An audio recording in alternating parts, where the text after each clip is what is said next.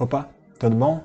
Então nesse vídeo a gente vai aprender como que a gente dimensiona um muro de arrimo, a parte da estrutura do muro de arrimo, especialmente quando a gente está falando de muro de arrimo com fechamento de alvenaria, vigas de concreto armado e pilares de concreto armado. Então nesse vídeo a gente vai aprender como determinar os esforços e depois como determinar as armaduras para esses elementos de acordo com os esforços que a gente levantou.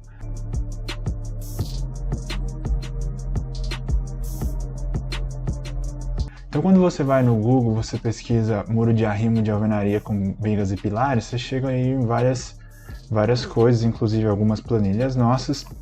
E uma dessas imagens que a gente pode utilizar, eu tirei aqui do Google e a gente vai fazer alguns rascunhos aqui para trabalhar um pouco a ideia. Então esse vídeo vai ficar um pouquinho maior, porque eu vou mostrar passo a passo como que a gente faz o cálculo do muro. E assim, eu vou mostrar como que faz na planilha também. Então, eu peço desculpas aí se o vídeo ficar muito longo, mas é um material aí, vai ficar um materialzinho bem didático aí para vocês. Então, pessoal, vamos supor que a gente tem aqui esse muro aqui, né? Então, você vê que eles fazem aqui os pilares, né? Você vê que aqui as armaduras dos pilares, né? Eventualmente, você pode vir aqui e passar uma viga aqui no meio, né? Então, o que que acontece? Quando você está fazendo esse muro de arrimo que a gente costuma fazer, nós temos aí, digamos, como se fosse uma malha de pilares e vigas, tá certo? E você vê que esse solo que tá aqui, ó, esse solo que tá aqui nessa região, tá meio que tentando tombar o muro, né? Ele tá meio que fazendo, digamos, um certo empuxo, ok? Nesse caso em específico aqui, parece que o solo ele é meio que uma camada uniforme. Porém, às vezes você pode ter aí várias camadas de solo de acordo com o seu muro. Então, de uma maneira geral, aqui nós estamos vendo uma vista lateral do muro, correto? Mas se a gente estivesse vendo aí, digamos, uma vista em corte, né? O que a gente conseguiria observar em corte? A gente ia ver uma coisa mais ou menos assim, ó. Em corte você ia ter lá uma altura grande, né? Que o muro vai estar, digamos, arrimando, né? Isso aqui eu estou desprezando a fundação, tá certo? Aqui embaixo você pode colocar a fundação que você quiser. Às vezes você pode trabalhar com um bloco, às vezes você pode trabalhar com estaca, enfim, fica aí ao seu critério, sapata também. Então o que está acontecendo? Você tem um solo que está aqui nessa posição, né? Então você faz, vamos chamar isso aqui de nível do terreno, e esse solo aqui ele geralmente gera um perfil de pressão que vai estar atuando aí, digamos, linearmente atuando aí no seu muro, né? Então você vai ter uma série de vetorizinhos aqui de pressão que vai estar fazendo aqui nesse muro. E aí, esse seu solo, né, na realidade, o que acontece, né? Isso aqui é para uma camada, mas você pode ter uma camada, você pode ter, digamos, duas, você pode ter às vezes três, e cada camada pode ter eventualmente aí, né, vamos supor, cada camada pode ter um solo diferente, né? Então, o que a nossa planilha de muro de arrimo faz? Ela te possibilita trabalhar com até 3 camadas, e cada camada de solo que você tem, você consegue definir, para cada camada você consegue definir as propriedades do solo, ok? Então, com as propriedades do solo, aí você consegue determinar os diversos triângulos de pressão que você vai ter. Tá certo? E cada propriedade do solo, o que eu quero dizer com propriedade? Às vezes você pode estar falando do ângulo de atrito interno, às vezes você pode estar falando, sei lá, da camada que esse solo tem, às vezes você pode estar falando da coesão, que aliás, a coesão é um fator muito importante quando você está trabalhando com muros baixos, né? Às vezes o efeito da coesão é tão grande que praticamente o muro não recebe esforço algum, né? Porque a coesão é tão grande, a coesão segura o solo e aí evita aí o esforço no muro, né? Então a tendência geral de um muro de arrimo, né? Claro, aqui eu não coloquei, mas na verdade ele pode ter vigas, né? Então às vezes você vai colocar uma viga aqui, né? Então vamos supor que aqui seja uma viguinha que você coloca aqui, né? Aí às vezes você vai dar mais um espaço, aí você vai colocar uma outra viga aqui, porque você tá tendo o objetivo aí de travar o muro, né? Então você vai colocar aí essas vigas e eventualmente você vai ter uma viga maior na base, ou talvez até igual, que vai trabalhar basicamente como uma viga baldrame, né? Então, usualmente é esse tipo de muro que a gente acaba fazendo aí, principalmente quando você não quer trabalhar com um muro de concreto maciço, né? Você quer trabalhar com um muro em grelha. E aí o nosso objetivo, portanto, é duas coisas, né? Nosso objetivo vai ser o quê? Vai ser, primeiro, determinar os esforços, né? Determinar os esforços. E aí, depois que a gente determinou os esforços, nós vamos para o cálculo das armaduras, ok? Então, vamos fazer um exemplo aqui. Vamos imaginar que a gente tem um solo da seguinte maneira. Eu vou pegar esse exemplo aqui, vou colar aqui, né? Vou fazer o seguinte. Aliás, eu consigo escrever aqui, né? Vamos fazer um exemplo. Vamos imaginar que a gente tem aqui um solo que tem aí, vamos supor, dois tipos de solo. Eu vou cortar o vídeo aqui, tá, pessoal? Para eu apresentar o problema completinho para vocês, tá? Bom, pessoal, então já escrevi aqui mais ou menos a ideia do nosso exemplo. Então, o que a gente vai ter aqui? Vamos imaginar que a gente tem aí dois tipos de solo, tá? Só para a gente entender como é que funciona para determinar para esses dois tipos. Um primeiro solo a gente vai considerar uma areia compacta e um outro solo nós vamos considerar uma areia fofa. E cada um desses solos tem, digamos assim, uma cota onde inicia e uma cota onde termina. Então, por exemplo, a areia compacta inicia-se desde o começo do muro e vai até 1 metro para baixo. E aí depois inicia a areia fofa, né? E a areia fofa vai até 3,5 metros. E vamos supor, só para adicionar uma certa complexidade, vamos supor que o nível d'água está aqui no ponto, né? 2,20 metros. Geralmente o que você faz, né? Você ou considera o solo inteiro encharcado, né? Supondo que o seu sistema de drenagem vai falhar. O que acontece, Marcos? A sua estrutura vai ficar um pouco mais pesada, vai ficar um pouco mais cara. Por um motivo bem simples, né? Você vai considerar mais esforço. Mas só para a gente entender que, caso o solo esteja saturado, basta colocar esse nível aqui como 0. Mas aqui vamos supor que ele está aqui em 2,20 metros. E aí você vai ter que considerar o tamanho da viga, né? E aí você vai ter tamanhos diferentes para a viga baldrame e para as vigas intermediárias. Mas aqui, por uma questão de simplicidade, a gente vai considerar todas as vigas iguais. E o pano de alvenaria, que eu vou mostrar daqui a pouquinho, vamos considerar de 1,5 metro, com um peso específico aí de 13 kN por metro cúbico. Então a pergunta que a gente quer responder aqui é o seguinte, né? Quais são os esforços, né? Quais são os esforços? Isso é o que a gente não sabe. Bom, vamos lá. Eu vou abrir a planilha aqui. Essa daqui, tá? Esforços Rankine completa. E aí eu já vou dando uma dica aqui, que sempre que você abre uma planilha de Excel nossa, você precisa habilitar o conteúdo, você precisa habilitar as macros. E muita atenção, se você apagar alguma coisa aqui, você vai acabar estragando a planilha. Portanto, a primeira coisa que você faz é habilite o conteúdo. E assim que eu habilito o conteúdo, ele abre aqui já um formuláriozinho, né? E esse formuláriozinho nós vamos iniciar aqui ele. Tá certo? Eu vou minimizar aqui para ficar mais legal, dá pra gente ir acompanhando. Então, esse é o nosso formulário, você vai preenchendo os dados nele. Então veja, você não preenche dado nenhum em nenhuma planilha, ok? Você preenche no formulário. E vamos lá, quantos solos a gente tem? Você pode trabalhar aqui até com 3 tipos de solo. Nesse caso nós temos 2. E vamos colocar as características do primeiro solo. O primeiro solo é uma areia compacta, né? E aí eu vou escolher esse solo, né? Você vê que eu tenho uma série de opções aqui, né? E aí você tem a areia compacta. Vamos achar a areia compacta? A areia compacta está bem aqui. E você vê que a partir do momento que eu insiro a areia compacta, eu preciso configurar aí, digamos, 5 parâmetros. Peso específico natural, peso específico saturado, ângulo de atrito, coesão e cota profundidade. Eu não vou entrar muito em mérito aqui, mas o que eu digo? Esses valores são retirados da literatura, né? Valores retirados da literatura são indicações para você adotar no seu projeto. Portanto, se você tem mais informações em relação ao seu projeto, use essas informações para tomar uma decisão melhor nesses valores. Isso aqui não é a salvação da lavoura, isso aqui é uma ideia para você conseguir resolver o seu problema, beleza? Então, aqui a areia compacta, tranquilinho. E qual que é a minha cota profundidade? Bom, aqui no meu caso é 1 metro. Como que eu sei que está medido desse jeito? Porque quando a gente desenhou o programa, nós supomos esse desenho esquemático aqui, né? Então o nosso eixo positivo está do topo para baixo, então você só vai preenchendo a cota limite do seu solo, né? Então você põe a cota limite do solo 1, depois você põe a cota limite do solo 2, do solo 3 e assim sucessivamente, tá? Como aqui nós só temos 2 solos, nós vamos colocar apenas 2 cotas. No caso da areia compacta, né, ela acaba em 1 metro, então você pode colocar 1 ou você pode colocar 1,0, fica aí seu critério. Vamos cadastrar, né? Assim que você preenche, você clica em cadastrar e tá, beleza, a primeira etapa do software aí já tá feita, né? Então a gente vai seguindo meio que esse fluxograma aqui, né? Solo 1, solo 2, estrutura e dados do muro.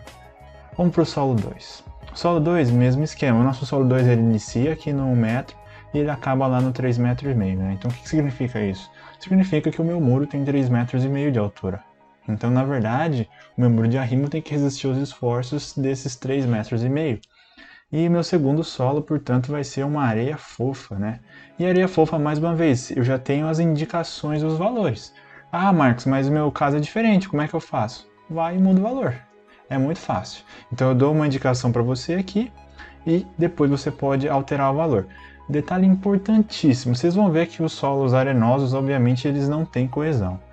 Porém, só para mostrar aqui a título de curiosidade, quando você considera argila, ok, especialmente argila rija, argila dura, você vai ver aí um efeito de coesão. E esse efeito de coesão, na verdade, é como se as partículas estivessem meio que juntas, né, por efeitos aí, talvez até químicos, e efeitos aí do tipo de grão que esse solo tem. Então você tem efeitos como a adsorção também que está acontecendo ali, né, e o solo ele fica mais junto. Portanto, é mais difícil dele deslizar. E se é mais difícil dele deslizar, acaba que o empuxo fica menor. Só que o que acontece? Quando você está trabalhando com muros muito pequenos, o efeito da coesão pode às vezes ser até maior do que o próprio efeito do empuxo. E aí é como se você estivesse tendo uma tração fictícia, como se o muro estivesse meio que puxando, como se o solo estivesse meio que puxando o muro, né? Então, nesses casos em específico, os valores que estão lá você tem que acabar desprezando, né? Porque não tem como ter um esforço negativo no seu pilar, um esforço negativo na sua vida, alguma coisa puxando ela. Esse é um caso que o seu muro nem sequer é preciso, o próprio solo ficaria estável. Mas assim, é só para título de curiosidade aqui. Mas é claro, né? Se você tiver um solo argiloso muito alto, aí pode ser que o efeito do empuxo ultrapasse a coesão e o efeito de tração fictícia daí, portanto, é nulo, né? Mas aqui vamos voltar para o nosso exemplinho, é areia fofa. Qual que é a cota profundidade? 3,5 metros. Eu estou usando ponto aqui porque eu estou usando Excel desse jeito, mas acho que aqui tanto faz você usar ponto ou vírgula, ok? Cadastrei. Tá, o que mais, Marcos? Eu já pus a informação do solo. Agora é hora de pôr informação da estrutura. Caso eu tivesse 3 solos, eu precisaria colocar essa característica do terceiro solo, ok? Então quando você vê que eu clico aqui em 3 solos, ele já me avisa, ó, erro de configuração de solos. Tá entendendo? Nesse caso aqui, por que deu erro? Porque eu pedi só 2 solos e eu estou falando para eu colocar o terceiro. Então isso é um erro. Legal? Mas então a gente vai agora para dados da estrutura. Bom, os dados da estrutura parecem um monte de variável aqui, mas você tem uma explicação. Quando você clica na explicação, você vai ver uma vista lateral do muro, bem parecida com aquela que eu mostrei no começo do vídeo. E aí você vai ter as dimensões, a altura da viga, tá certo? A altura da viga baldrame, base que você vai ter aí do seu pilar, entendeu? Aí se você fizer um corte aqui, você vai conseguir ver a base das vigas laterais, a base da viga baldrame, enfim. Aqui no nosso exemplo, para facilitar a vida, nós vamos colocar tudo igual. Tá certo? Então vamos supor que é tudo 30 centímetros, então basta a gente colocar aqui 30, 30, 30, 30, 30, 30, aqui no modo tá 13 e a base da alvenaria também 30, ok? Mas como eu falei, no seu projeto pode ser que isso seja diferente e você tem a opção aí de mudar isso, seguindo, é óbvio, né? Seguindo essa nomenclatura aqui, seguindo esse padrão. Fácil demais, cadastramos aí o nosso solo, cadastramos aí a nossa estrutura, falta o muro, né? Faltam as informações do muro. E aí quando a gente vai nas informações do muro, o que eu quero dizer com isso? Pô, qual que vai ser o pano da sua alvenaria? Você vai trabalhar com, sei lá, pano de 1 metro, 1,5 metro, 2 metros, então você consegue alterar isso aí. Quantidade de vigas, mesma coisa, vai trabalhar com 1 viga, 2 vigas, 3 vigas. Então quer dizer, a gente pôs aqui até 10 vigas, né? Claro que isso aqui é um caso muito particular, mas o que acontece? Quanto mais vigas você coloca, mais você distribui o esforço de empuxo. E se você distribui mais o esforço de empuxo, acaba que o esforço fica menor e aí dá menos armadura. Então é um critério aí que você acaba tendo aí a possibilidade de alterar. Eu vou assumir aqui que o nosso exemplinho tem um pano de 1,5 m, certo? Um pano de 1,5 m vai fazer com que essas vigas elas fiquem mais travadas pelos pilares, né? E aí acaba que o momento fletor nela diminui um pouco. Claro, se você colocar um pano muito grande, é como se fosse uma viga com um comprimento maior, né? E aí o momento fica maior, causa aí mais armadura. É uma questão assim também de jogo de cintura, também saber o que você quer. Quantidade de vigas nós vamos adotar 3, 2 laterais e uma baldrame. Mas claro, você pode adotar 2, entendeu? Fica à vontade. Não pode adotar uma, né? Porque se você adotar só uma, não tem como você adotar uma aqui no caso, né? Uma seria, digamos, só a baldrame, né? Nível do lençol freático. Bom, como eu falei, aqui a gente vai adotar do topo para baixo. O nosso exemplinho é 2,2 metros, né? Então, 2,2 metros. Caso você tenha alguma dúvida, você pode clicar aqui, ó. Que aí a gente insere aí uma historinha aí para te ajudar a entender melhor o que é isso. O mesmo vale para a sobrecarga do terreno. Como assim sobrecarga do terreno? Precisa considerar a sobrecarga do terreno? Precisa. É um critério, inclusive, normativo, né? E o mínimo que a norma permite aí é de 20 kPa, ou 20 kN por metro quadrado. Então nós vamos considerar o que a norma permite. O que é essa sobrecarga? É como se eu pegasse aqui, ó, em cima desse meu solo, como se eu tivesse, digamos, um carregamento aí linearmente distribuído, né? Com 20 kN por metro quadrado, né? É isso que a nossa saudosa norma aí, saudosa não, ela está em atividade, mas é isso que ela está falando pra gente. Então, coloquei aqui 20 kN por metro quadrado, cadastrei, fim de papo. Beleza, Marcos, e agora, como é que eu faço para eu calcular? Eu vou clicar em novo cálculo? Não. Se você clicar em novo cálculo, você vai perder tudo que você fez. Você vai clicar em calcular. Ok? A hora que eu clico em calcular, ele me diz que os esforços foram calculados com sucesso. E aí eu tenho, digamos, um resumo dos esforços, né? Então eu sei o momento fletor na base, sei a força normal na base, força cortante, carregamento horizontal, enfim, uma série de coisas. E isso aqui, né, vai servir para a gente fazer o projeto das armaduras, né? Então eu sei, por exemplo, se eu quero pensar no seguinte, né? Qual que é o carregamento horizontal aplicado sobre as vigas? É um carregamento de 54 kN por metro. Então, com esse carregamento linearmente distribuído, eu consigo achar o momento fletor. Tá certo? Então, esse resumo que a gente fez aqui, você vê, ó, esse aqui é o diagrama de tensões horizontais, esse aqui é o diagrama de empuxo. Eu vou clicar aqui em relatório, tá certo? A hora que eu clicar em relatório, vai pedir para eu salvar numa determinada pasta. Eu vou escolher essa pasta daqui. E aí, ele vai gerar aí um memorial de cálculo para mim com essas informações aqui, né? E lá no final, nós vamos ter o resumo dos esforços. Legal, Marcos. Agora eu vou pegar esses esforços aqui, que eu acabei de determinar fazendo o cálculo com a planilha, e a gente vai brincar para como dimensionar as armaduras, né? Como que a gente faz um jeito simples aí de dimensionar as armaduras. Então eu vou pausar o vídeo por aqui e vou voltar lá para o OneNote. Bom, pessoal, então eu voltei aqui para o OneNote para a gente fazer as nossas anotações. Vamos primeiro pensar no pilar, ok? Vamos pensar no pilar e vamos entender como que a gente pode dimensionar o pilar. Geralmente a gente pode assumir que o pilar ele está, digamos, engastado, ok? Engastado e livre. Então o que significa isso? Significa o seguinte, que se a gente dá uma olhada aqui nesse desenho, é como se a ligação entre o pilar e o seu bloco de fundação, como se isso aqui fosse, digamos, um engaste. E esse pilar, né, se você tomar o centro dele, né, e esse pilar aqui seu, ele tem um eixo, né, e esse eixo, digamos, é como se fosse uma certa comprimento da viga, né. Então você tem o que na realidade?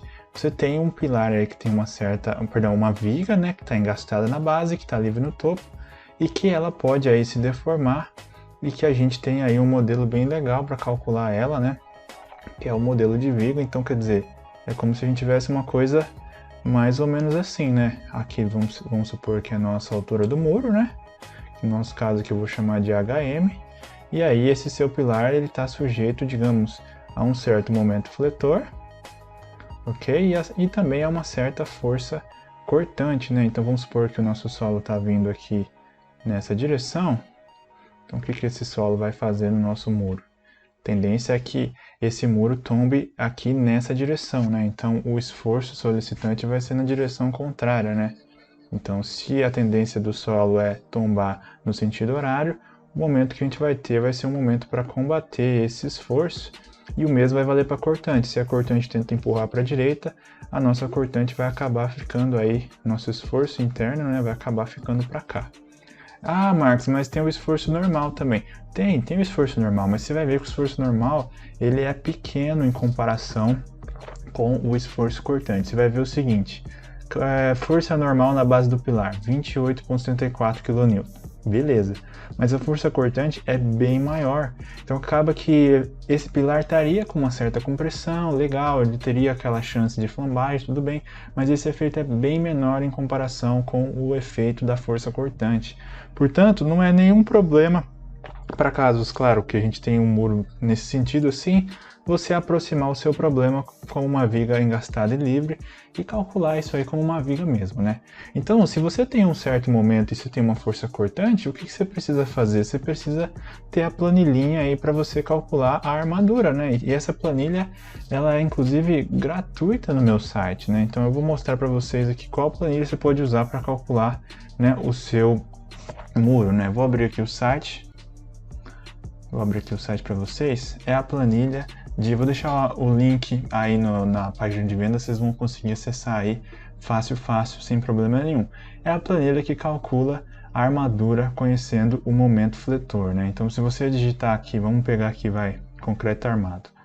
Pegar concreto armado, vamos lá, vamos dar aqui, ó, quer ver? Cálculo de armaduras a flexão simples, é essa aqui, inclusive gratuita, né? Como eu disse para vocês. Tá, beleza, Marcos, eu sei que eu preciso dessa planilha para calcular a armadura do pilar, mas e como é que eu calculo o esforço, o estribo? O estribo, nós temos uma outra aqui, que é o cálculo de estribos, ó, tá bem aqui inclusive, que é apenas R$50 na hora que eu tô fazendo esse vídeo, né, R$50, então quer dizer, bem baratinho também você calcula. Mas vamos fazer primeiro a armadura, que é gratuita, e aí eu vou abrir aqui ela para vocês, tá? Eu vou pausar o vídeo aqui que eu vou abrir a minha planilha e aí a gente conversa. Bom, pessoal, então eu já abri aqui a planilhinha de cálculo de armadura, né? Com momento fletor, flexão simples, e aí nós precisamos de alguns parâmetros para fazer o projeto aí desse nosso pilar. Primeira coisa que nós vamos precisar é a base do nosso pilar, né? Então quando a gente olha no nosso croquisinho aqui, né? Nós estamos falando aí, digamos, um pilar, tá bem aqui, 30 centímetros, né? Nós estamos trabalhando aí com 30 centímetros. Legal, então estou pedindo em metros, 0,3. Aí ele vai pedir o D, né? O D, na verdade, é a altura útil da seção, né? E o que acontece? A altura útil, né? O que acontece? Acho que eu consigo desenhar aqui. Então, quando a gente está pensando na seção de concreto, né? A seção nossa de concreto, quando ela está, digamos, sujeita a um determinado momento fletor, né, você acaba tendo esforços de tração aqui, né, e esforços de compressão aqui. Só que acontece, o esforço de tração, ele tá, quando você pensa isso em corte, né, deixa eu ver se eu consigo desenhar aqui, mudou a caneta. Quando você pensa a sua viguinha como uma coisa em corte, você tem as armaduras de tração. E essas armaduras de tração, elas não têm a altura total da viga, né? Então você precisa subtrair o cobrimento e o centroide dela, né? Então se você trabalha com uma viga de 30 centímetros, se você considera, vamos supor aqui, um cobrimento de, sei lá, 3 centímetros, mais metade de uma barra, supomos que a barra, sei lá, seja uma barra de 12,5, vai dar mais ou menos aí 4 centímetros. Então você pode considerar isso aqui aproximadamente aí 0,26. Tá certo? É claro, com cobrimento de fundação, geralmente se adota 5 centímetros, né? Mas aqui é só um exemplo para a gente entender o que a gente está trabalhando. FCK você vai trabalhar com 20 MPa, e aí FYK, e aí você precisa entrar aí com o seu momento fletor. Bom, muito bem, então o seu momento fletor é de quanto? Quando a gente fez o nosso cálculo, a gente percebeu que o momento fletor no pilar é um momento, né, bem grande, aliás. O pilar é 30 por 30, talvez ele não vai passar aqui não. Mas então se você pega um momento desse bem grande aqui, 134 kN por metro, né, são 13 toneladas metro, né. Então você vai acabar colocando, vai dar um negócio grande, 134,21. Então quer dizer, não passou nem perto do negócio, né, a seção está super falhando, né, não chega, Se você olhar aqui, os cálculos não estão nem feitos. Por quê? Porque é uma seção muito esbelta. Então, nesse nosso problema, quando a gente adotou o pilar, né, de 30 por 30, parece que é uma coisa absurda, né? Então, o que você faz geralmente? Se você olhar os muros, você vai perceber que, na verdade, eles não têm a mesma largura. O pilar, ele é bem maior na direção do muro, né? Então, porque você precisa dar uma inércia na direção do muro.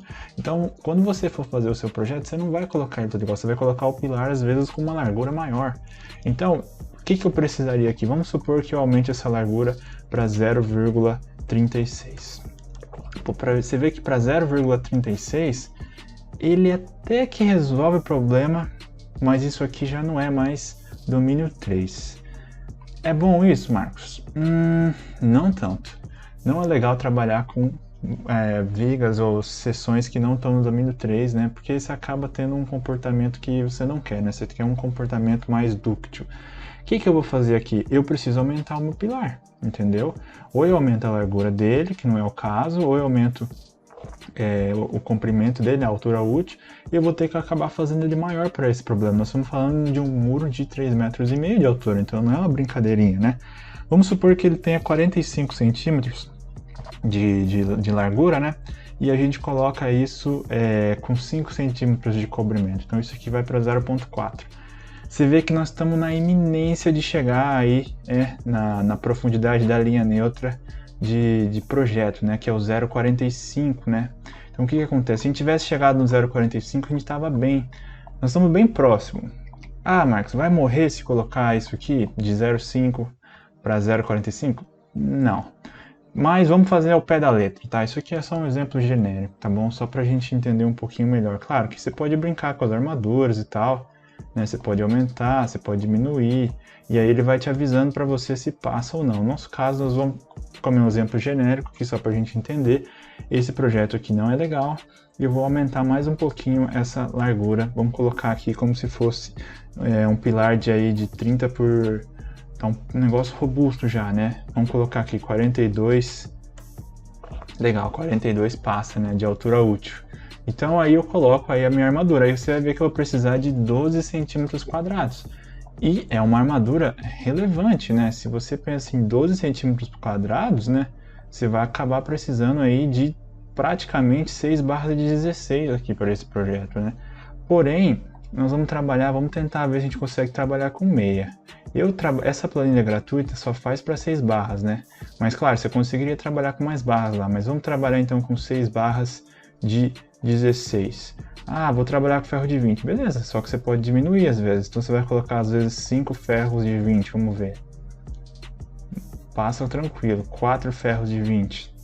Também passa tranquilo. Então, quer dizer, nesse projeto aqui nós conseguiríamos colocar 4 barras de 20. Isso aqui de longe não é a melhor solução, mas a gente pode fazer outra. Por exemplo, eu vou colocar, digamos, 4 barras de 16, e aí eu vou acrescentar mais 4 barras de 16. Passa com folga. Vamos colocar mais 2 barras de 16. Não passa, tem que ser mais 3 barras de 16. Legal. Então a gente consegue trabalhar com 7 barras de 16 milímetros. Então quer dizer, esse meu projeto aqui, e o que eu ia precisar para esse meu pilar, né? Então para esse meu pilar, eu vou trabalhar aí com 4 barras de 16, ou perdão, 7 barras de 16, né? Então eu vou trabalhar com 7 barras de 16 milímetros. Você vê, para resolver esse meu problema aqui do muro, né? Para esse momento que a gente tem. Lembrando que tem água e tudo mais. E legal, Marcos. Entendi como é que faz o cálculo da armadura. Legal. Como é que eu faço o cálculo do estribo? Eu vou pausar aqui mais uma vez. Vou mostrar para vocês na outra planilha como que a gente calcula o estribo.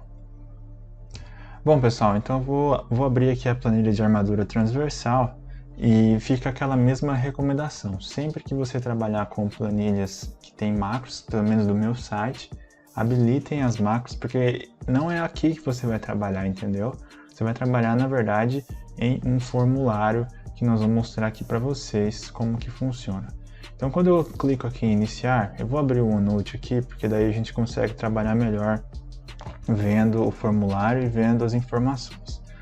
E aí esse é o nosso formuláriozinho para calcular aí estribos, né, em seções de concreto armado. Então, tem uma série de parâmetros que você consegue configurar aqui. Vamos fazer um exemplo bem simples para vocês pegarem a ideia. Então você pode escolher o modelo de cálculo, né? Então a NBR 6118 permite um modelo de cálculo 1 e um modelo de cálculo 2. Eu não vou entrar em detalhes agora, nós vamos adotar o modelo de cálculo 1. E aí, é claro, cada uma dessas informações aqui você tem aí explicações detalhadas, né? Inclusive sobre os modelos e tudo mais.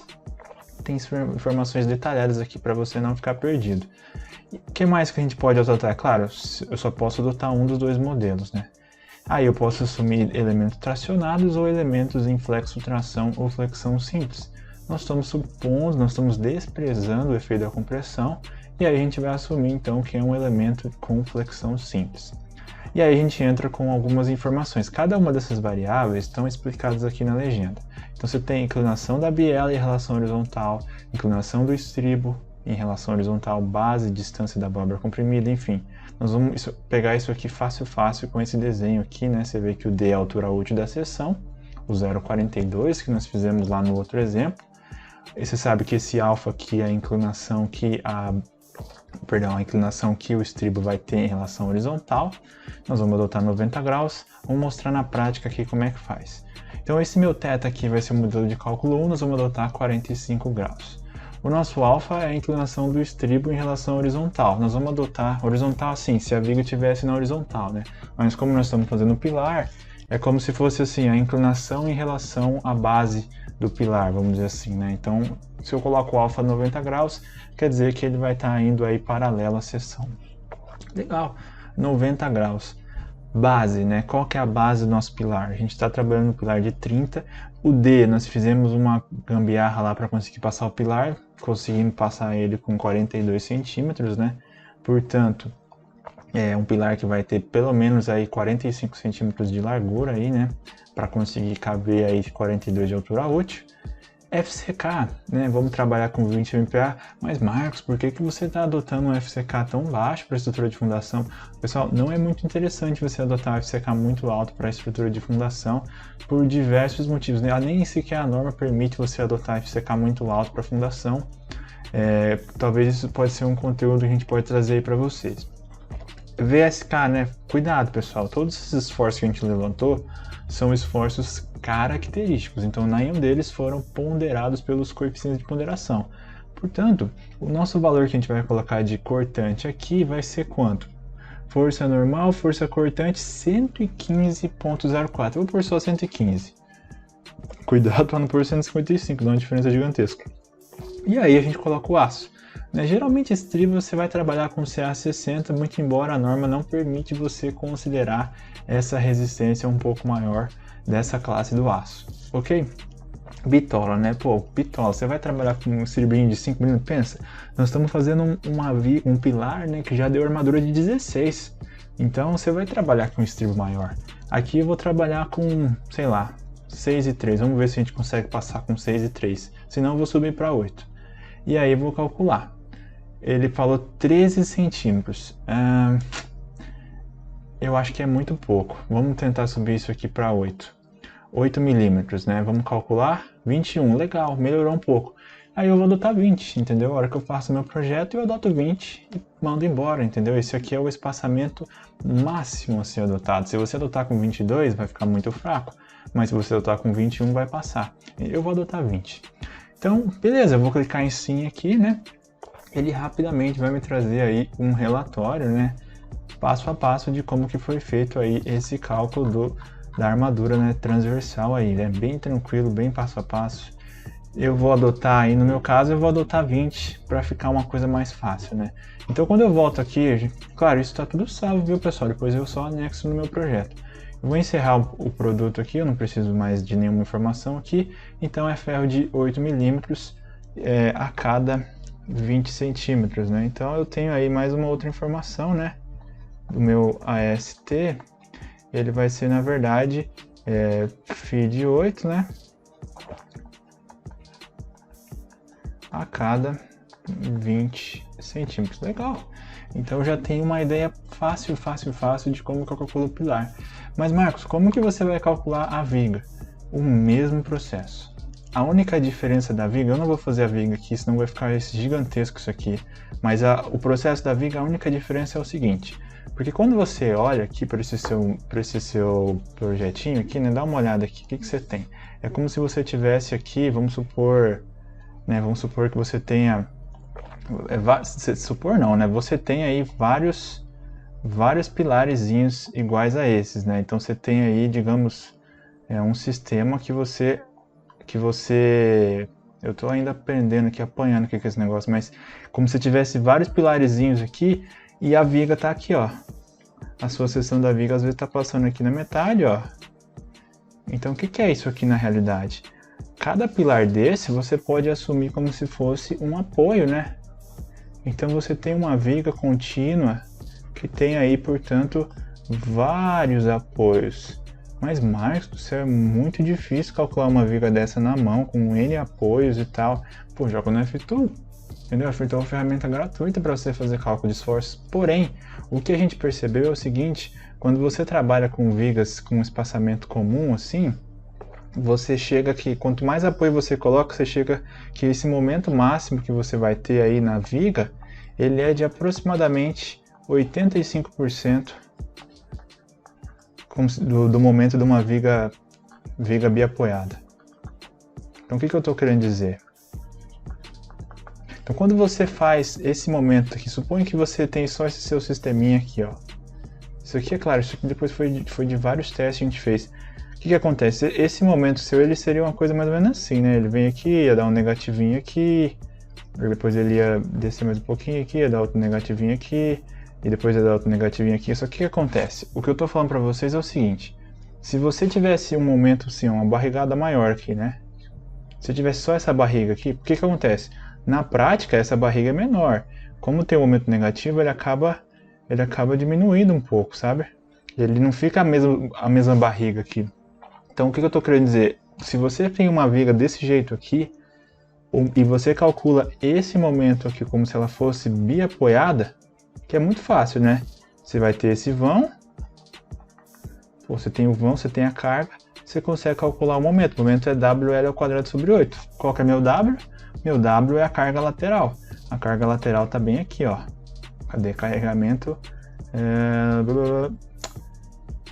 carregamento vertical, carregamento horizontal, você vê? Esse carregamento horizontal é a carga que vai estar atuando na lateral da viga, né? Como se tivesse...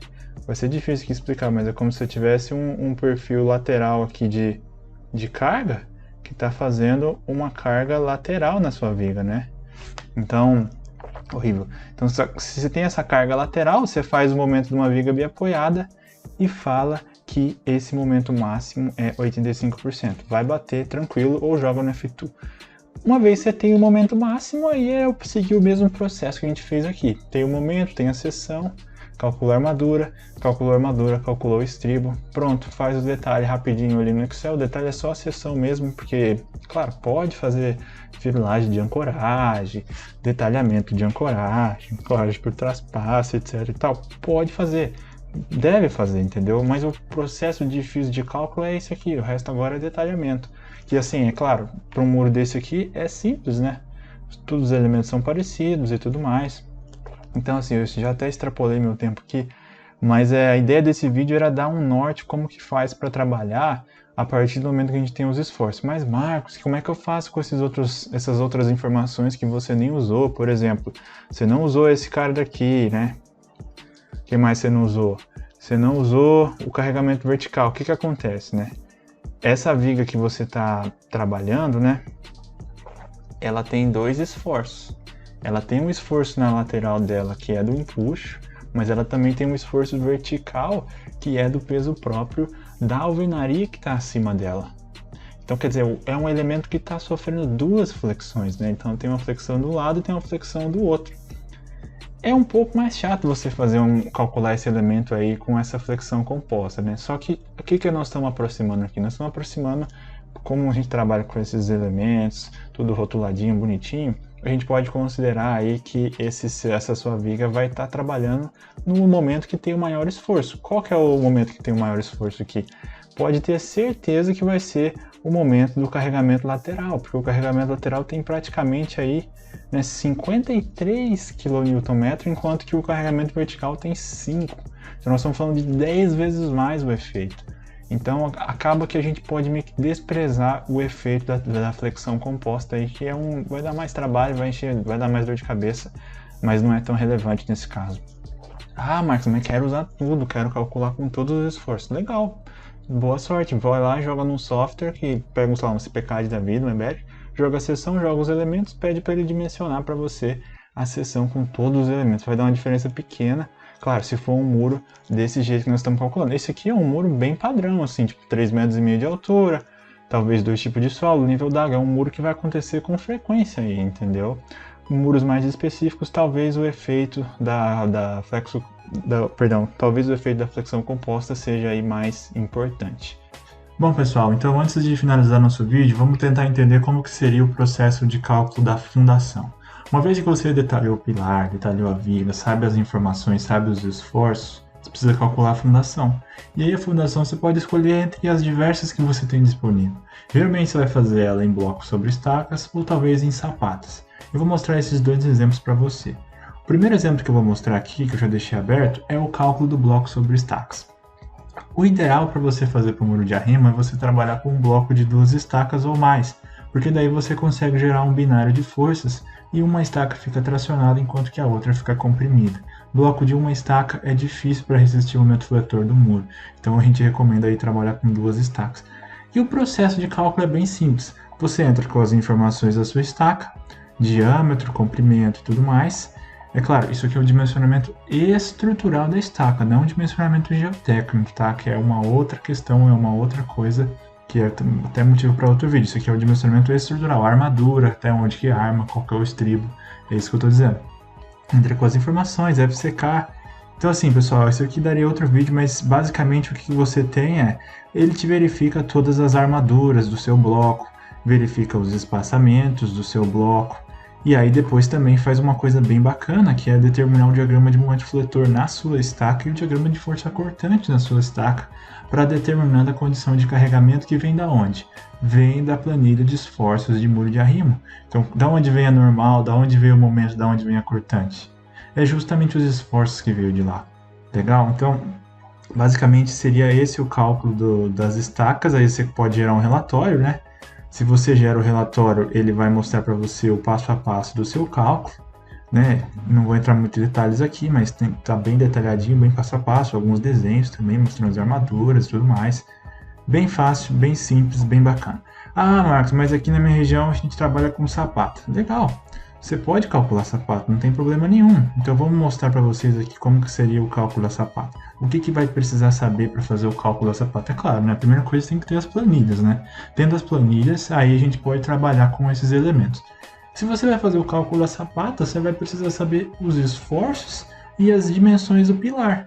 Assim como as dimensões do pilar, também era preciso lá para o cálculo do bloco, né? Porque você precisa ancorar a armadura do pilar no seu bloco, assim como você precisa ancorar a armadura do pilar na sua sapata aqui, né? E aí você entra com os esforços, entra com os materiais da sua sapata, entra também com as armaduras e as dimensões, e o seu jogo é um jogo de verificação. Você vai vendo se as verificações são satisfeitas, né? E aí é muito fácil também dimensionar a sua sapata para o seu muro. Legal, pessoal, esse é o projeto de muros de arrimo. Então assim, mas poxa vida, não tem uma coisa que faz o negócio passo a passo? É como eu falei para vocês, é muita combinação, entendeu?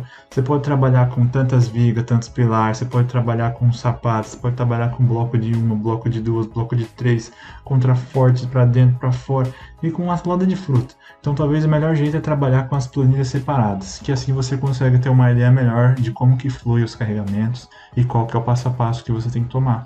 Legal, então esse vídeo aqui ficou gigantesco, eu peço desculpa, mas a ideia era deixar ele bem detalhadinho, para você ter um norte aí de como que você pode trabalhar com nossas planilhas, para você fazer o seu projeto estrutural aí, ok? Qualquer dúvida, entre em contato, e foi um prazer aí estar com você. Um grande abraço e até a próxima.